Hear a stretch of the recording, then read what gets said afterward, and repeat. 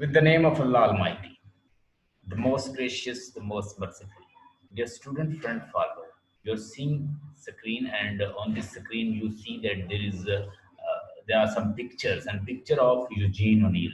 Eugene O'Neill said when he was dying, it is said that he uttered some word. He uttered that in a hotel's room I born, in a hotel room I'm gonna die.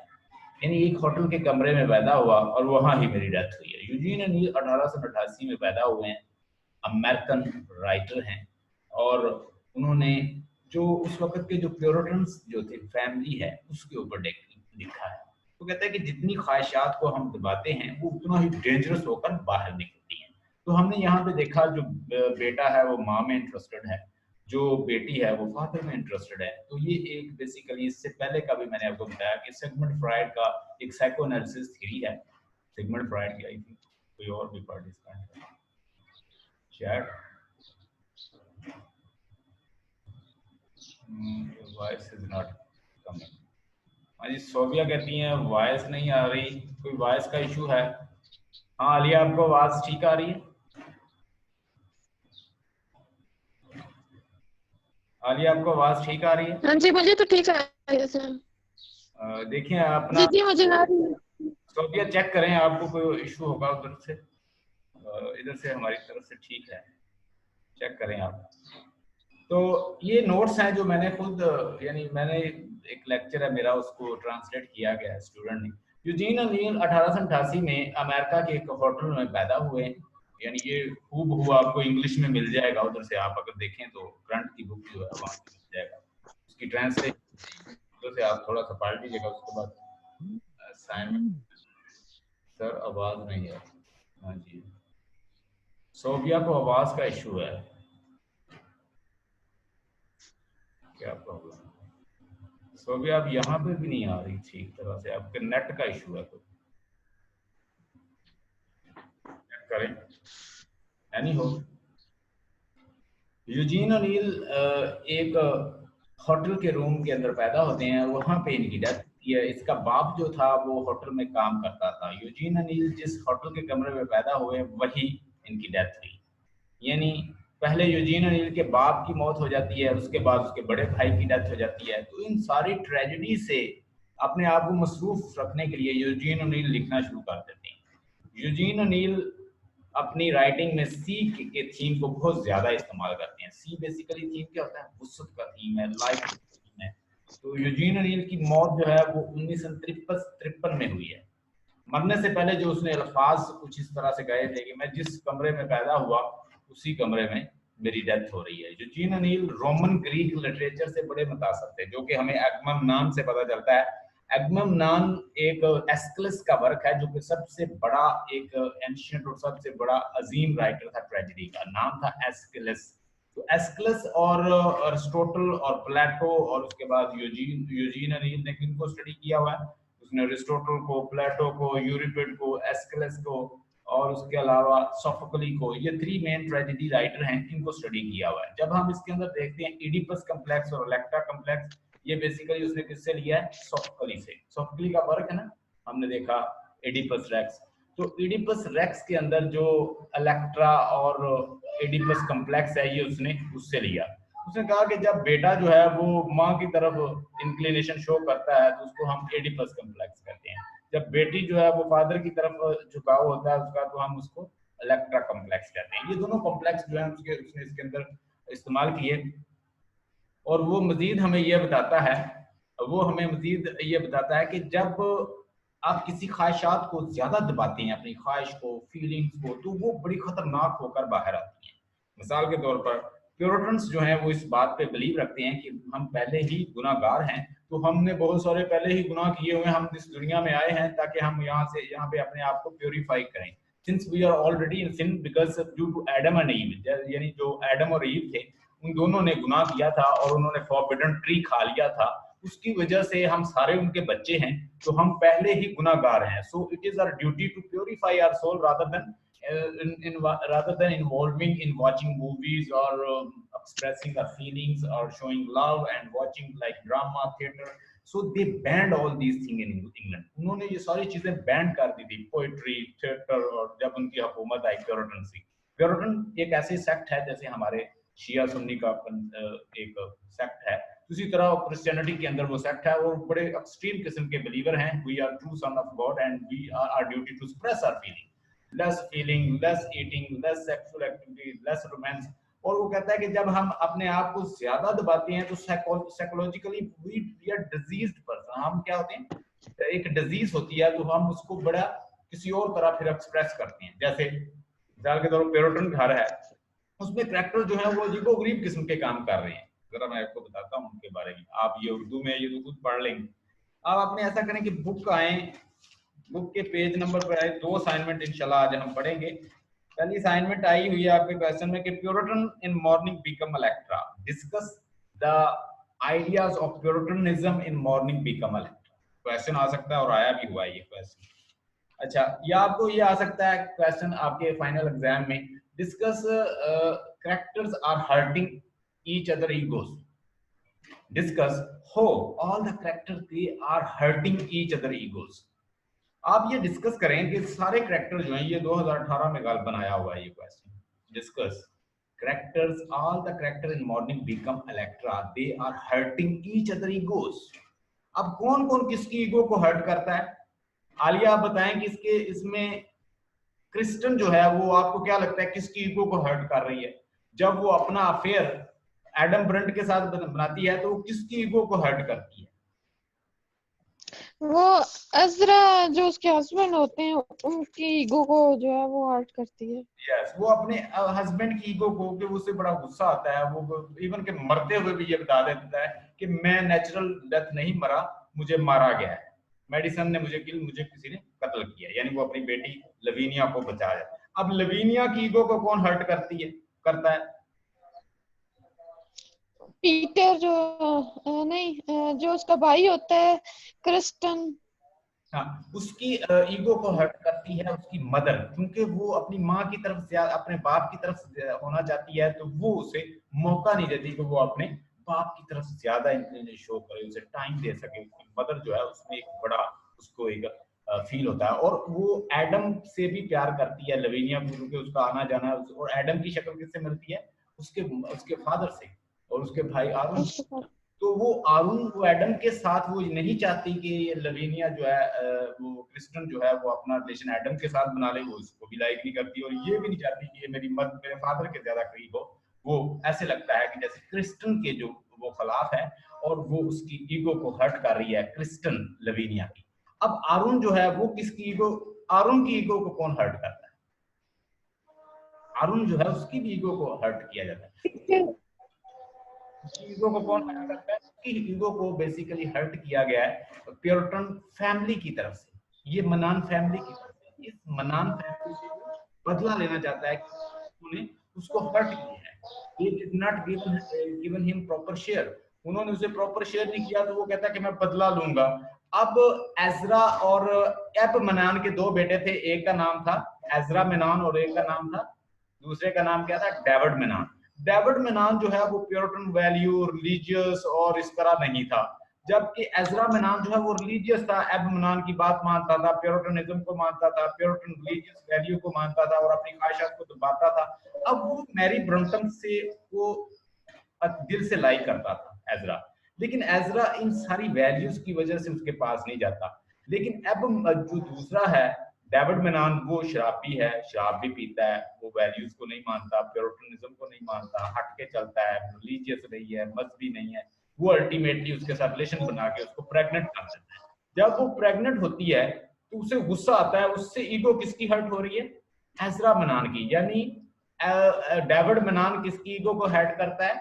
Ezra मेनान की। यानी सारे character हम देखते हैं कि एक दूसरे की ईगो को हर्ट करते हैं। हम इसके ऊपर अगर हमें इंग्लिश आती हो तो ये क्वेश्चन हम आसानी से उसका जो है आंसर दे सकते हैं। यानी it is not difficult for us to give answer.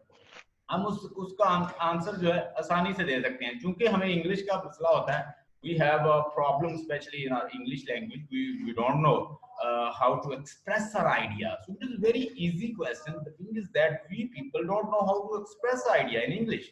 We must learn creative writing. इसीलिए कहा जाता है ना कि हमें क्रिएटिव राइटिंग सीखनी चाहिए। क्वेश्चन मुश्किल नहीं है, हमने जस्ट एक्सप्रेस करना है अपनी वर्डिंग में, इट इज पॉसिबल। यहाँ पे एक बच्चा मेरे पास पढ़ता रहा है, आजकल वो जॉब कर रहा है, उसने कॉम्पिटिटिव एग्जाम भी क्लियर कर लिया है। तो एमए इंग्लिश उसने मुझसे जस्ट 2 मंथ में किया था। आलिया, आपको एक क्वेश्चन का मैं आंसर दे रहा हूँ। देखिए, जिस तरह का मरीज होता है ना, उसको वैसी डोज दी जाए। अब कोई बंदा ये बिलीव कर सकता है, और हम किसी दिन मैं उसका इंटरव्यू करूंगा इधर लाइव, तो मैं उसे अक्सर कहता कि यार तुम, वो कहता है सर कि आप अपने अपने मुंह से कोई मुझे वैसे ही बता देते हैं ना, मुझे याद हो जाता है। यानी उसे बुक्स पढ़ने की जरूरत नहीं थी, वो मुझसे पूरी समरी सुन लेता, फिर उसके बाद उसका टेस्ट दे देता। अब कंबाइंड पेपर उसने दिया है, मतलब कंपोजिट उसने एग्जाम दिया और 2 मंथ में तैयारी की, वो क्लियर हो गया। लेकिन ये फिर उस बच्चे की काबिलियत, उसका बैकग्राउंड, उसने किस कॉलेज से पढ़ा है, किस यूनिवर्सिटी से वो पढ़ के आया, क्या उसका पहला बैकग्राउंड है, वो सारा देखना पड़ता है। मैं तो एक दिन में आप लोगों को एक किताब खत्म कर सकता हूँ। अल्हम्दुलिल्लाह I have capacity to teach you all the book. आप मुझे इजाजत दें, मैं आपको एक दिन में एक किताब पढ़ाने के लिए तैयार हूँ। लेकिन ये होता है बच्चों को, इसलिए बार बार ये डेली बेस पे करवाया जाता है कि यूजीन ओनील भाई, उसकी ये लाइफ थी, वो एक यानी अमेरिकन था और वो एक मॉडर्न राइटर था, वो मॉडर्न साइकोलॉजी पे लिख रहा था, वो उसने आइडिया सेगमेंट फ्राइड से लिए, उसने एगमेम्नान की जो बुक थी, एगमेम्नान जो कि एस्किलिस की बुक है, उसका जो ट्रियोलॉजी है, उससे उसने एगमेम्नान की स्टोरी जो है इसके अंदर इन्फ्यूज की है। उसने एडिपस कम्प्लेक्स लिया है, और वो लिया है उसने सोफोक्ली के वर्क से, एडिपस रेक्स से उसने एडिपस कम्प्लेक्स लिया, और इलेक्ट्रा कम्प्लेक्स भी। ये सारी चीजें रिलेट करके बच्चों को इसलिए पढ़ाई जाती हैं कि दे शुड लर्न समथिंग, ताकि उनको कुछ पता चल जाए, तो वो एक दफा असाइनमेंट पढ़े तो खुद भी पढ़ सकें। अच्छा, प्योरिटन का देखिएगा आपने, ये उर्दू जो मैंने लेक्चर है मेरा, आपने जरूर इसको एक दफा पढ़ना है। और यहाँ पे आप देखें, क्वेश्चन आया हुआ कि प्योरिटनिज्म इन मॉर्निंग बीकम इलेक्ट्रा, यानी मॉर्निंग बीकम इलेक्ट्रा के अंदर प्योरिटनिज्म कहाँ कहाँ पाया जाता है। मैंने पहले तो आपको प्योरिटनिज्म समझाया कि Puritans are the believer that we are already sinners, so we are here to purify our soul rather than involving in the material works. We are here to purify, to refine, to just remove the sins from our body, because since we are already sinner, our forefathers Adam and Eve, they committed sins, and God has removed it. We are the true son of God. We are here to remove all the sin from our society. हम यहाँ पे आए हैं society से सिन remove करने के लिए, तो अपनी ख्वाहिशात को, less eat, less suppression, less physical desire, less staging activity, less watching movies, less worldly desires, less voluptuous desire. तो कहता है कि ये सारी चीजें जब हम दबाई जाती हैं तो वो आउटलेट फिर बड़ा खतरनाक अख्तियार करती है। अपनी ख्वाहिशात को दबाया तो बहन जो है वो भाई के साथ सेक्सुअल हो गई, ख्वाहिशात को दबाया, मदर जो है वो कहीं और फ्लैश कर रही है अपने sources to outlet her physical desire. तो इसी तरह वो कहता है कि मदर जो है वो कहीं और, भाई जो है वो अपनी बहन को इंसेस्टस रिलेशन की तरफ ला रहा है। So all these things turned out very dangerous once we suppress our desire. ये है जो यूजीन ओनील का मानना। हम इसको नहीं मानते because we are Muslim people, we have another idea. हमारा ईमान और है कि हमें तकवा पे चलना है, इन चीजों को हम इसको तकवा कहते हैं। But they people, since they are the non believer and they write such kind of ideology, they say that it is very dangerous when you suppress your desires. तो अपनी डिजायर, ख्वाहिशात को दबाना नहीं चाहिए, बल्कि उसका किसी तरीके से उसको चैनलाइज, वो कहता है, करना चाहिए अच्छे तरीके से। अब देखिएगा यहाँ पे पहला मसला इसके अंदर ये है कि psychological dramatisations of the evil of the Puritanism. Puritanism की जो साइकोलॉजी है उसने आपके सामने डिस्कस की है, और उसने आपको बताया है कि Puritans they are such and such kind of believe. ठीक है जी, उसमें एजरा मेनन और मैरी ब्रंटम, उसको पसंद वो करता था, लेकिन डेविड जो है वो उसको फिजिकल रिलेशन बना के she got pregnant and ultimately they kicked her away, उसको रिमूव कर देते हैं। इवन कि उसके घर को भी जला देते हैं, जो डेविड मेनन का हिस्सा होता है वो भी नहीं देते, उसके घर को जला के उसे बाहर निकाल देते हैं। और वो शराबी होता है, वो अल्टीमेटली उसकी डेथ हो जाती है। मैरी ब्रंटम जो है वो हैंड टू माउथ लाइफ गुजारती है, हिस्सा मांगती है, नहीं देता एजरा मेनन, और वो उसका बेटा जो है वो बदला लेने की ठान लेता है, ठीक है। तो फिर वो क्या सिचुएशन अख्तियार करती है वो आपके सामने है कि एजरा जो है वो 10 साल की जंग में, जैसे नाम का मैंने रेफरेंस लिया, वो 10 साल के बाद वापस आ रहा है, तो अब ये भी 10 साल के बाद वापस आया है, तो पीछे से बहुत सारे मामला जो है वो खराब हो गए हैं। और मैंने आपको बड़े अच्छे अंदाज से होम कमिंग और हंटेड और हांटेड का जो कंसेप्ट है वो बड़े अच्छे अंदाज से बताया होगा। मैं थोड़ा सा आपसे ओवरव्यू लेना चाहता हूँ, थोड़ा सा रिव्यू आपसे लेना चाहता हूँ, can you just give me. So जब वो हंटेड वाला जो सीन है वो जरा बताइएगा कि what was the reason. Haunted का सीन क्या है आलिया, आप बताइए कि हंटेड में होता क्या है बेसिकली, जब तीसरा पार्ट जो है ट्रायोलॉजी की फॉर्म में जो इसने लिखा है उसमें होता क्या है? इसमें हेजल और आरन जो है वो एक दूसरे को लव करते हैं और लवीनिया को लव हो जाता है पीटर से। तो आरुन क्या चाहता है? What is the demand of the Orin? What Orin is interested? Orin अपनी जो है सिस्टर में इंटरेस्टेड होता है और हेजल जो है वो आरन को पसंद करती है।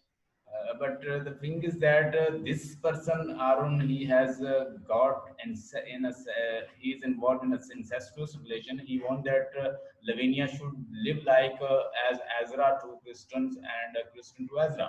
जैसे कि क्रिस्टन टू एजरा था, एजरा क्रिस्टन के लिए था, यानी हम वही प्लेस अख्तियार कर लें। वो इशारों में बहुत सारी बातें आपको यूजीन अनिल बताता है, आपने खुद उनको पिक करना है। वो कहता है कि अब क्रिस्टन जो है, क्रिस्टन जैसी शक्ल किसकी बन गई है, अब वो लवेनिया जो है अपनी मदर की फॉर्म जो है अख्तियार कर रही है, और जबकि जो दूसरा है वो अरुण, वो एजरा जैसा बन रहा है, यानी उसकी शक्ल बन रही है। It mean that they had been in a physical relation and they had been enjoying the relation, and now he wants that all the time her sister work as a mistress, तो वो उसकी mistress बन के रहे।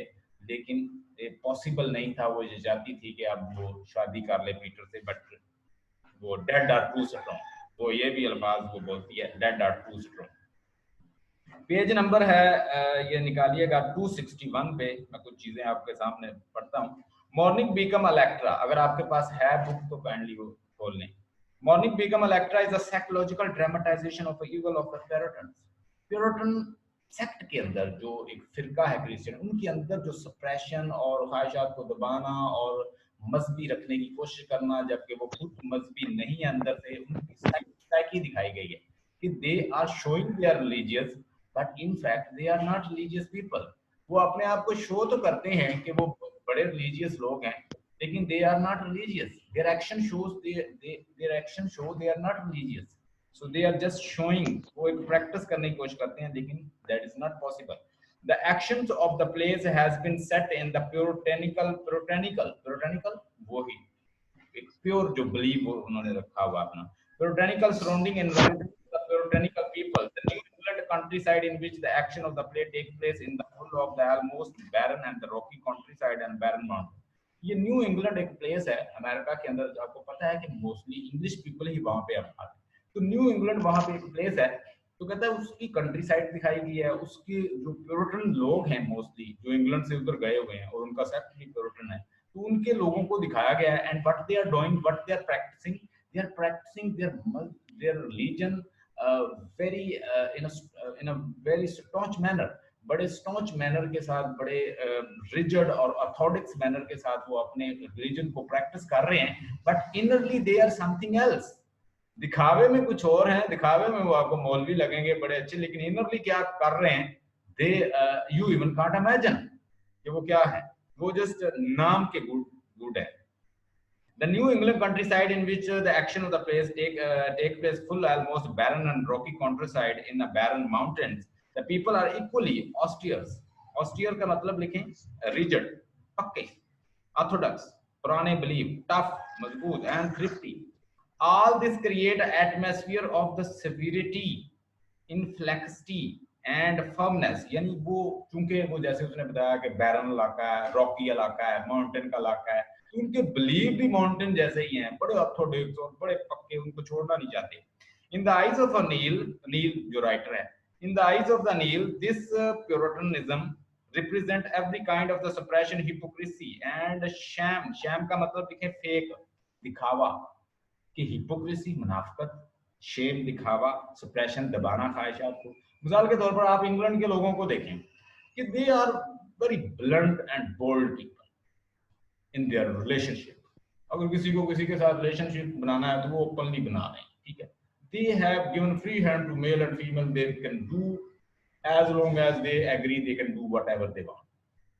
उनके वहाँ believe है एक, जैसे वो आज़ादी है, उनको एक पर्सनल फ्रीडम उसको कहते हैं, यानी ये फ्रीडम है, उनकी फ्रीडम है, आप किसी की फ्रीडम को हर्ट नहीं कर सकते।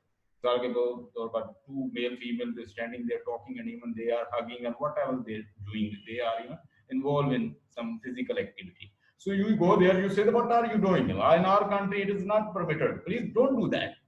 आप जस्ट उन्हें डिस्टर्ब कर रहे हैं, उसी वक्त पुलिस को बुलाएंगे, आपको पुलिस अरेस्ट कर लेगी, आपने उनकी पर्सनल फ्रीडम को हर्ट कर दिया। ये उनका मानना है कि as long as two people are agree, you can't even raise voice to them.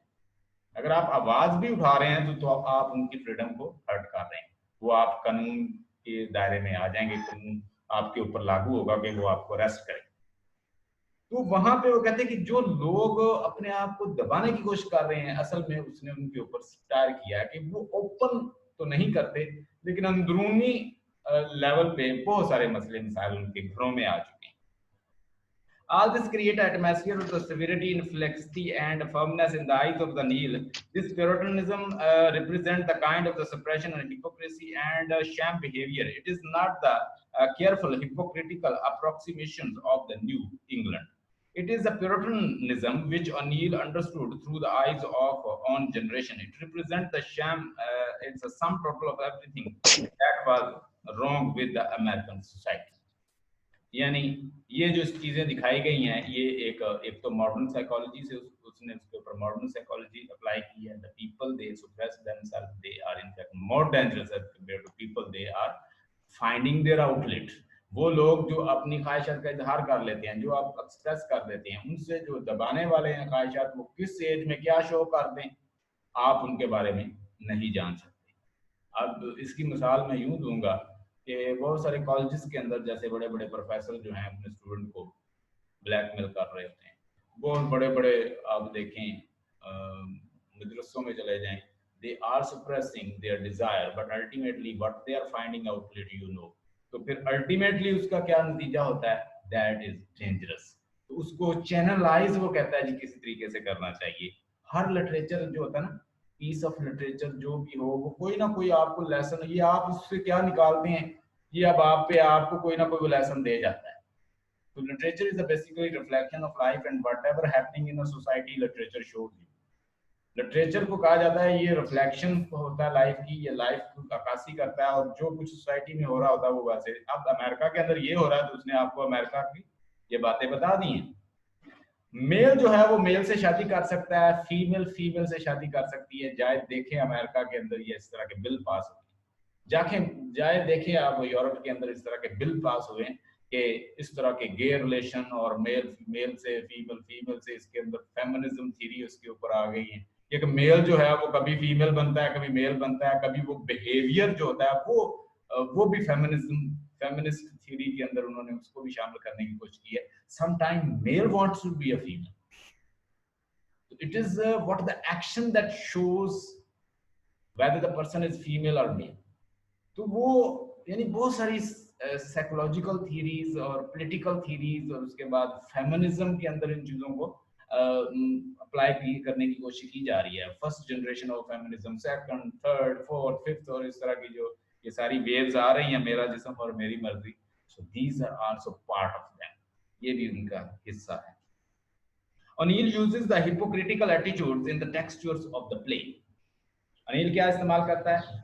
Uses these hypocritical attitude in the textures of the play. He represents the drama of love and lust with the tragic complex under the influence of the hard geographical setting and strict people, यानी जिस लोगों को वो इसके अंदर depict करता है वो लोग ही बड़े स्टॉन्च बिलीवर हैं, प्योरिटन्स हैं, और उनका एक खास बिलीव है और वो उनको फॉलो करते हैं। और उनके बिहेवियर को उसने देखा, उसने कहा कि वो इनको अपने प्ले के जरिए शो करवाएगा। And he takes some concept from the ancient literature, from especially the work of Aeschylus and his work Agamemnon or Oedipus complex, and Electra complex from the Sophocles work Oedipus Rex. Oedipus Rex जो है वो सोफोक्ली का work है, वो भी एक tragedy writer है। ये सारे एंशिएंट जिनके मैं नाम ले रहा हूँ ये एंशिएंट राइटर है। तो उसने कहा कि लोग अब मॉडर्न चीज को तो देखते नहीं है कि वो 10 साल की जंग पे गया हुआ है, अब इस तरह की जंग तो होती है, इस तरह की वार्स तो होती नहीं है, तो वो क्या करे फिर उसने उसको थोड़ा सा मॉडर्न टच देके न्यू साइकोलॉजी उसके ऊपर अप्लाई करके एंशिएंट लिटरेचर को न्यू लिटरेचर में उसने रिप्रेजेंट कर दिया। जैसे एजरा पॉन्ड कहता है, ये कोट आप इसके अंदर लिखेंगे, एजरा पॉन्ड सेड, ये क्रिटिक है, ये जो इसके अंदर एजरा डिस्कस हुआ है वो ना समझ लें, ये क्रिटिक है, नाम है एजरा पॉन्ड, टी.एस. एलियट का उस्ताद था Ezra pond, EZRAPOND pond, Ezra pond said make it new, कि जो चीजें पुरानी हैं उनको नए तरीके से आप शो करें, उसका मतलब होता है मेक इट। आप इसी छोटा सा कोट लिख देना। The members of the Menon house represent a hard tradition bound family. Menons are conservatives and class conscious. Menon family जो है, जैसे हमारी बड़ी बड़ी फैमिलीज होती हैं तो उनके खास टैग होते हैं, फैमिली टैग। तो ये मनान जो फैमिली है ये एक बड़ी कंजर्वेटिव, बड़ी प्योरिटन और बड़ी क्लास कॉन्शियस फैमिली है। तो वो अपनी जो उनकी सर्टन जो उनकी वैल्यूज हैं, वो कहते हैं वैल्यू को दाग ना लगे, अंदर जो भी होता रहे लेकिन बाहर एक मनान खानदान का नाम रहे। Kristen is the outsider in the family to her, Kristen जो है बाहर से शादी हुई है और एजरा के साथ उसकी शादी हुई है, वो प्योरिटन वैल्यूज को नहीं मानती, इवन के वो क्रिटिसाइज करती है कि चूंकि एक प्योरिटन औरत को नहीं चाहिए कि वो इस तरह की लाइफ गुजारे जैसे मैरी ब्रंटम ने किया था कि उसने शादी कर ली दौड़ के, और लाओ नहीं है कि प्योरिटन जो है ऐसा करे, जबकि वो प्योरिटन के घर भी शादी हुई है। Kristen is an outsider in the family to her house and appear like the sepulchres. Sepulchre का मतलब लिखें tomb, burial. अब sepulchre full of the puritanical ugliness, वो उस पूरे निजाम को एक ऐसे barren समझती है, burial एक कब्रिस्तान समझती। She does not like the value of the Puritans. Therefore, she started building a relation with another male. तो इसीलिए तो वो एक और मेल के साथ अपने रिलेशन बना लेती है क्योंकि वो प्योरिटन वैल्यूज को नहीं मानती। अब एक और चीज है, every time I come back after being away the house appears more like the sculpture, कि जब भी मैं यानी दोबारा इस घर में आती हूँ तो मुझे ये घर जो है वो एक ग्रेवयार्ड लगता है। सेपल्चर का मतलब टॉम लिखें, मकबरा लिख लें, ग्रेवयार्ड लिख लें, सेपल्चर लगता है। उसके बाद Menon have a complete puritanical approach to life. Their grandfather established the business of shipping and made the piles of their wealth. यानी उसके Menon जो उनका ग्रैंडफादर था, जो बड़ा था Menon फैमिली का, उसने क्या किया ग्रैंडफादर ने, उसने बहुत बड़ा एक कारोबार शुरू किया शिप में और बहुत सारी दौलत इकट्ठी की। The family became very rich and prosperous. They were prominent in the community, but Kristen is not as strict in the moral puritanical codes as the rest of the Menons. O'Neill say about her, she and the Menon kind. और अनिल उनके बारे में खुद कहता है इस play के अंदर कि वो कोई मेनन खानदान की लगती नहीं थी, उन जैसी नहीं थी क्योंकि वो उनसे थे नहीं। She brings the emotional streak, streak का मतलब है वेव, लहर, वो एक नई लहर लेकर आती है, इमोशनल लहर लेकर आती है प्ले इन द प्रोजिक मेनॉन्स फैमिली, यानी मेनॉन फैमिली के जो पुरानी किस्म की फैमिली है, कन्वेंशनल फैमिली, उसके अंदर नई एक वेव लेकर आती है। लिख लें स्ट्रीक का मतलब एक वेव, एक लहर, एक लाइफ, और दूसरा लिखें प्रोजिक मीन कन्वेंशनल जो मेनॉन की फैमिली है। उसके बाद Menons are shown hypocritical to all outward appearance. Menons are the elect. The David falls in love with the Canadian nurse Mary Brontë and marries her. अब David किससे मोहब्बत कर लेता है? वो मैरी ब्रॉन्टम से मोहब्बत कर लेता है, लेकिन मैरी ब्रॉन्टम बेसिकली किसकी है? मैरी ब्रॉन्टम को लाइक करता था एजरा, लेकिन वो एक्सप्रेस नहीं कर पाया अपना लव, तो इसलिए वो कहता है कि अब उसने उसकी ईगो को भी हर्ट किया है, ये जो आपकी असाइनमेंट है ये ईगो वाले पे भी लग जाएगी। यानी वो कौन किसकी ईगो को हर्ट कर रहा है, ये चीजें आप इधर से असाइनमेंट से आप लगा सकते हैं। The devil fall in love with the Canadian nurse Mary Bronte and marry her. For this crime, he is thrown out of the house. His family portions is purchased at a very low cost by Ezra, even when Mary is dying of the starvation. Ezra does not care for it. This hard-heartedness and hatred expose their so-called Puritan pities, and their theology has no relish of salvation in it. Menon's way of living lead them to their catastrophes and death. For example, Ezra क्या कहता है?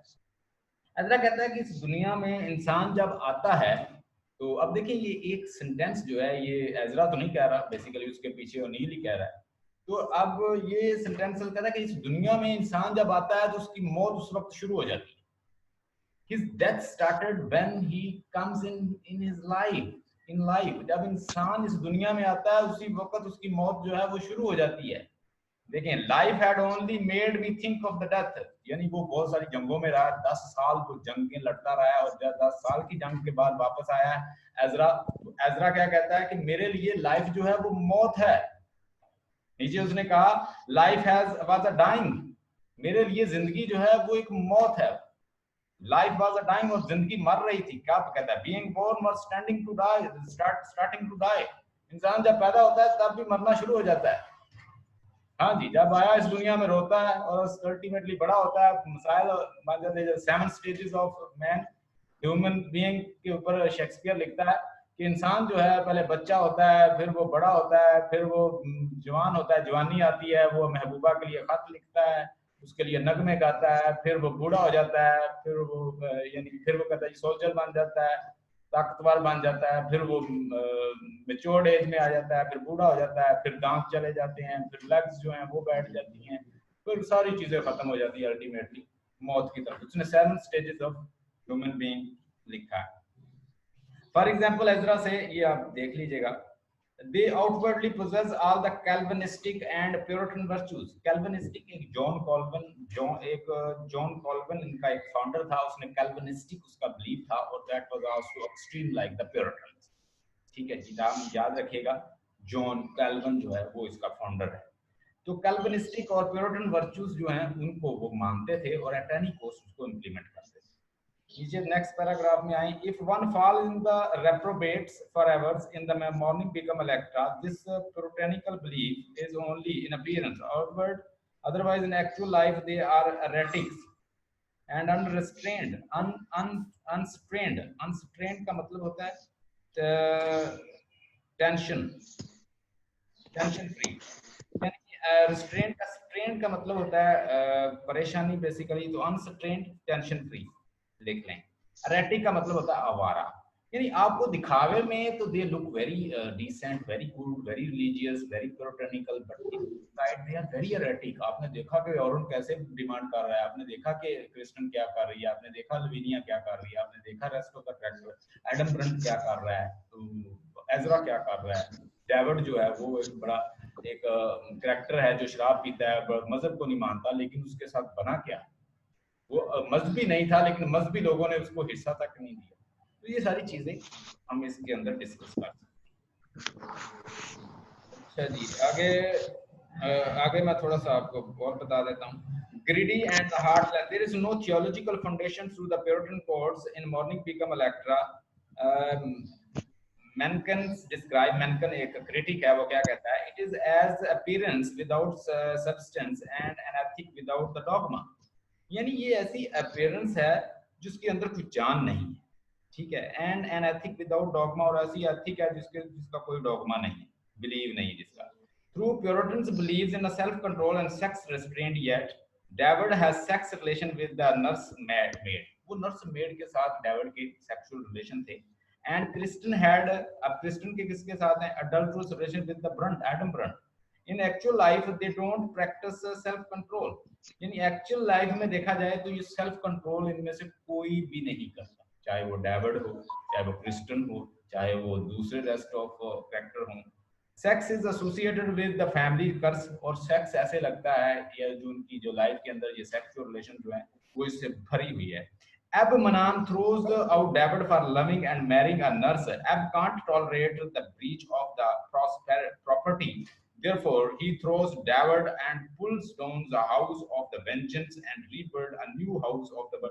जब David को वो कहते हैं कि तुम इससे बाज आ जाओ because we have our own value, you are not allowed to marry Brontë because she is not up to our standard, and why are you going to violate the values of the puritanical like family, especially Manan family. So he says that I love Mary Brontë, I can't live without her, and I will marry. And whenever he marries Mary Brontë, what happens? They just burnt his house and ultimately threw him out of the house. And his part was purchased by Ezra with very low you could say price. तो बड़ी लो price पे Ezra उसके घर को खरीद लेता है और उसको कुछ भी नहीं देते, वो घर को उनसे निकाल देते हैं. तो वहां पे उनका प्योरिटेनिकल बिलीफ जो है वो कहाँ पे जाता है, ये आपको यूजीन अलील क्वेश्चन करता है. What are the bodies to me? Ashes, and ashes, dirt to dirt, and is that your notion of love? ठीक है जी. अगर उसके बाद but when he returned from the war he become passionate and implores the wife of love and puritanical behavior with his wife is no change. अब देखिए पहले वो प्यार को फिजिकल होना या रिलेशन बनाना या इस तरह की चीजों को डिसलाइक करता है एजरा, इवन के वो रोमांस और रोमांटिक चीजों भी उसके अंदर नहीं है. लेकिन 10 साल की जंग के बाद अब बहुत सारी ज्यादा चेंजेस आ गई हैं. वो अपनी वाइफ से डिमांड करता है कि she should have some romantic activity with him. What happens? She does not allow him. Rather, she says that she had fallen in love with another man and name is Adam Brunt. And when he heard this news, he started feeling pain in his heart. And ultimately, he demands that bring for me medicine. And she ordered another kind of medicine that was a poison-like thing. She hoarded him, and he took it and ultimately died. And while dying, he uttered something to Lavinia that I'm not dying with a natural death. Somebody had offered me a kind of poison. तो मुझे poison दिया गया है. I'm not dying with a natural death. उससे बहुत सारे मिसाल पैदा होते हैं. कंक्लूसिव देखें इसका. So the puritan approach to the sex is the hypocritical. अब प्योरिटन जो है वो सेक्सुअल जो उनकी तरफ या उनकी अप्रोच जो है सेक्सुअल जो उनकी अप्रोच है वो बड़ी हिपोक्रिटिकल है कि छुप के आप जो मर्जी करते रहे, इवन कि अपने घर वालों के साथ भी आप इंसेस्टुअस रिलेशन बना लें, बट दिखावा जो प्रिटेंशन जो है वो कुछ और होनी चाहिए. People should say that they are Mennonite, they are puritan, they are believer, they are orthodox, they are conventional, and they are living with their conventions and they are not going to break at all. Whatever happens to them they are not going to break these conventions because they are Puritan menons and they are firm believer of the puritanical belief. So people should think about this, whether they are find even developing incestuous relation. उसमें आप बताएंगे कि वो hypocritical किस तरह है, कौन सा किसके साथ रिलेशन बनाए हुए हैं. while they are in a relation, they are developing such and such relation. The appearance and the reality of the Puritans way of life are the poles apart. यानी जैसे आपको बंदा अपीयरेंस से दिखाई दे. आजरा जो है वो बड़ा प्योरिटन है, वो बड़ा अच्छा बिलीवर है, लेकिन वो डेविड का हिस्सा तक नहीं देता. एक तो आप इसके अंदर ये फाइंड करेंगे. क्रिस्टन जो है वाइफ है एक मेनॉन फैमिली की जो कि प्योरिटन है और वो ब्रंट के साथ रिलेशन बनाए हुए, फिजिकल रिलेशन बनाए हुए. लवीनिया जो है वो चाहती है कि बाप की तरफ उसका झुकाव हो जाए, बाप जो है उसके साथ सेक्सुअल हो जाए. और आरुण जो है वो अपनी सिस्टर को डिमांड करता है आवाज है कि you should not marry, you live with me as Ezra to the crystal. इसका मतलब क्या है? It means that he wants incestuous relation and sexual relation with her sister. अपनी सिस्टर के साथ वो कौन सा रिलेशन चाहता है? इंसेस्टुअस रिलेशन. तो यहाँ पे हम उनको हिपोक्रिटिकल साबित करेंगे अगर वो पूछ लें. अब नेक्स्ट असाइनमेंट है